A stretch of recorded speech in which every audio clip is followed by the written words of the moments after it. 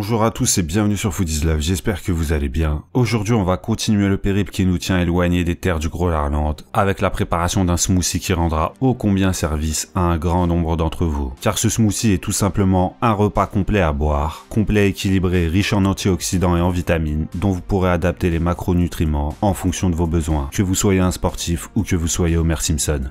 Allez, c'est parti. Il est temps maintenant pour vous de mettre fin au chômage technique longue durée de votre blender.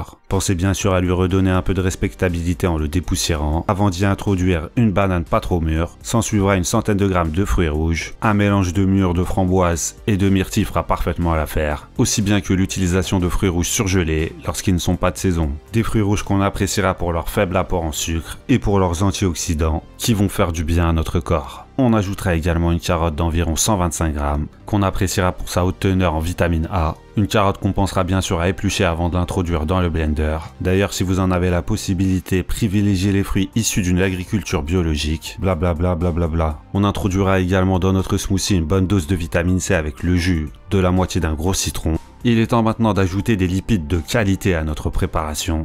On commencera par y ajouter une vingtaine de grammes d'oléagineux, comme des amandes ou des noix par exemple.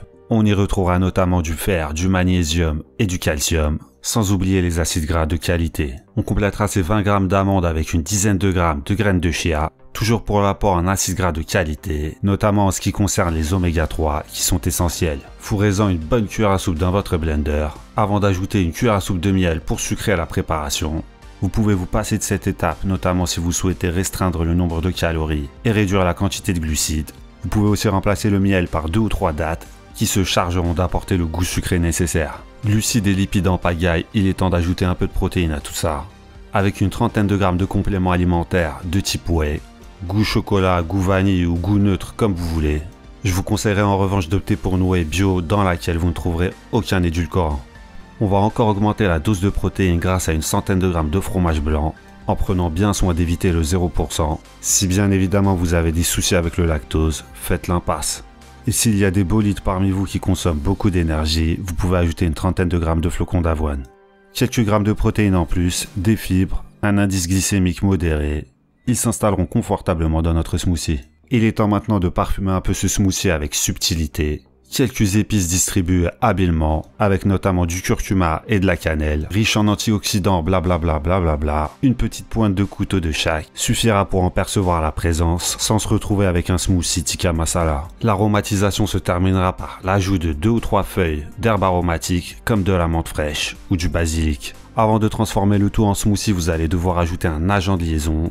Un rôle qui sera parfaitement rempli par 30 centilitres d'eau fraîche, de l'eau plate ou de l'eau pétillante, les deux conviennent très bien. Pour la team blablabla, vous pouvez même opter pour de l'eau de coco. Maintenant, vous allez enfin pouvoir utiliser votre blender et rendre tout cela so smooth. Et n'oubliez surtout pas, comme je vous l'avais déjà dit dans une vidéo similaire, les lames de nos blenders ne sont pas les amis de nos vitamines. Donc soyez bref, dès que la préparation devient buvable, passez au service. N'essayez surtout pas d'atteindre le smooth criminal.